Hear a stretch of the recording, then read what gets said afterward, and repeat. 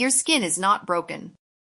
It's talking to you, and for years, you've probably been told to fight it instead of listen to it.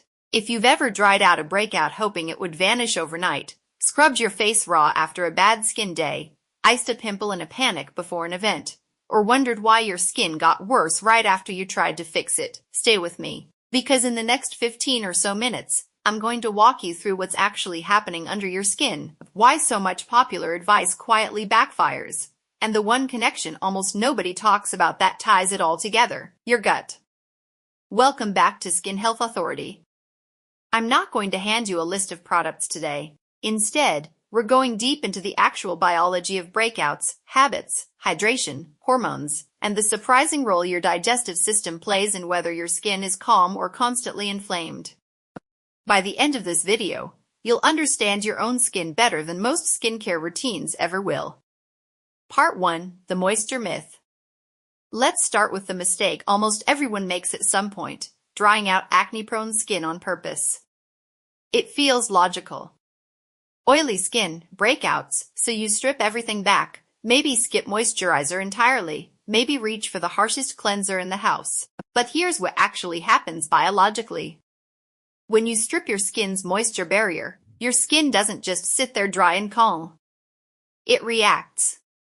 Your oil glands sense water loss and ramp up sebum production to compensate, because your skin's #1 biological priority is preventing water loss, not looking matte. So you end up trapped in a loop of dry, then oily, then breakout, then dry again, and it can go on for months without you ever realizing the routine itself is the thing feeding the cycle. This is sometimes called reactive sebum production, and it's one of the most common, least understood reasons breakouts feel impossible to control.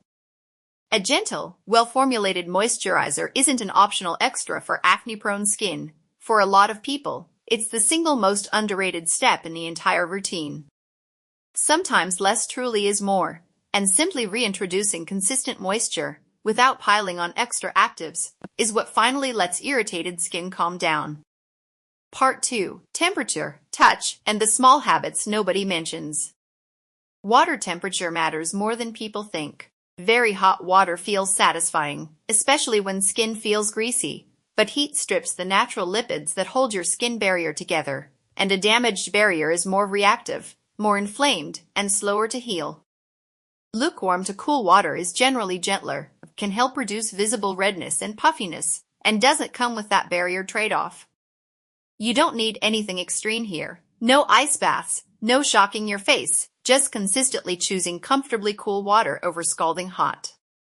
The same principle applies to how you dry your face and apply products. Dragging a rough towel across inflamed skin, or scrubbing toner in with a cotton pad, creates microfriction that irritates skin that's already under stress. Patting instead of rubbing sounds like a tiny detail, but for reactive, breakout-prone skin, it measurably reduces irritation over time. And speaking of application, how you get product out of its container matters too. Repeatedly dipping fingers into a jar introduces bacteria and can alter the product's pH and stability, which may reduce how effectively it performs. Where possible, using a clean applicator or dispensing product onto your hand first rather than directly rubbing a dropper against your skin is a small habit that protects both your products and your skin. There's another sneaky source of breakouts that rarely gets attention: hair products migrating onto your skin. Leave-in creams, gels, and sprays can transfer onto your forehead, temples, and hairline, especially along the edges of your face, and many of these formulas are heavier or more pore-clogging than anything in your actual skincare routine. If you consistently break out specifically along your hairline, this is worth investigating before you blame your skincare products at all.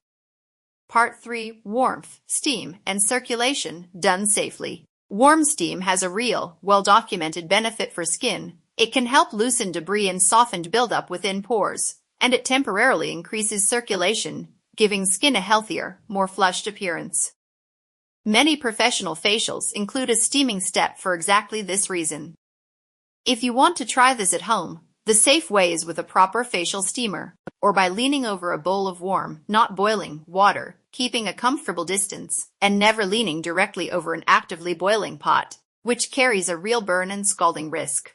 A few minutes of gentle warmth is enough. There's no benefit to pushing it longer or hotter. Afterward, rinsing with cool water and following up with your regular products is a good habit, since freshly steamed skin can absorb moisturizer a little more readily.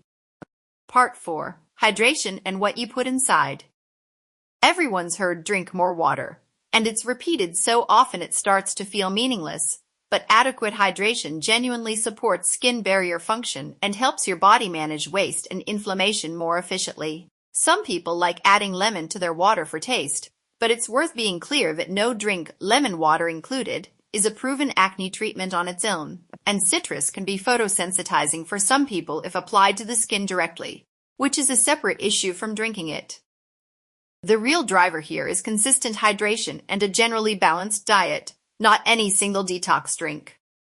Which brings us to something most skincare content completely skips, your gut. Part 5. The gut-skin connection. Your skin doesn't operate in isolation. It's connected to your digestive system through what researchers call the gut-skin axis.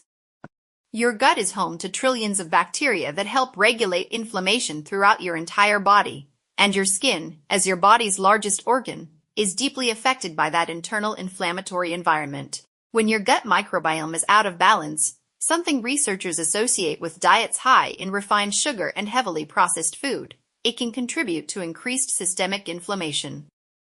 And inflammation is one of the core underlying drivers of acne, not just visible redness, but the deeper process that turns a clogged pore into a swollen, painful breakout. This is part of why two people can follow an almost identical skincare routine and get completely different results. The skin is often reflecting what's happening internally, not just what's applied on the surface. This doesn't mean topical skincare doesn't matter, it clearly does. It means it's one half of a bigger picture. Fiber-rich foods, fermented foods like yogurt or kefir, and generally stable blood sugar levels are associated with a healthier gut environment, which may support calmer, less reactive skin over time. I want to be careful here. This is general education, not a treatment plan, and if you're dealing with persistent or severe acne, a dermatologist is the right person to help identify what's actually driving it for you specifically, since acne can have many different underlying causes. Part 6. Stress, sleep, and hormones. Stress deserves its own spotlight, because it's not just in your head, it's a measurable biological chain reaction. When you're stressed, your body increases androgen hormone activity, which directly stimulates your oil glands to produce more sebum. Poor sleep compounds this further, increasing inflammatory markers in the body and impairing your skin's ability to repair itself overnight, which is when a lot of skin repair actually happens. This is why a genuinely stressful week so often shows up on your face days later. It's not a coincidence, and it's not something willpower alone fixes. You can't eliminate stress from your life, and I'm not going to pretend there's a simple fix. But small, consistent habits, regular movement, a consistent sleep schedule, and giving your body some kind of wind-down routine before bed genuinely support skin that's less reactive over time, alongside everything else we've covered. Part 7. What's actually in your products? Let's talk about ingredients, because there's a lot of noise here. Certain ingredients are more likely to irritate acne-prone or sensitive skin specifically. Strong added fragrances and certain drying alcohols placed high on an ingredient list are common culprits. If a product consistently causes redness, stinging, or new breakouts on you specifically, that reaction is genuinely useful information, and it's worth discontinuing that product regardless of what anyone claims about its ingredients. At the same time, be cautious of viral claims that common cosmetic ingredients are universally dangerous just because they sound unfamiliar or chemical. Ingredient safety is a genuinely complex topic. It depends on concentration, formulation, regulation in your region, and individual sensitivity. A scary-sounding name in a video isn't the same as scientific evidence of harm at the concentrations actually used in cosmetic products. If you're concerned about a specific ingredient, a dermatologist or a credible regulatory body is a far more reliable source than any skincare video, including this one. If you do have particularly reactive or acne-prone skin, looking for products labeled oil-free or non-comedogenic can reduce the likelihood of pore clogging, and simplifying your routine down to a few consistent, well-tolerated products often outperforms layering many different actives at once, which can sometimes irritate skin or counteract each other rather than working together. Part 8. The habit that undoes everything else. And finally, the single habit that quietly undoes more progress than any product ever could: touching and picking at your face. Every time you touch your face throughout the day, you transfer bacteria, oil, and whatever else was on your hands.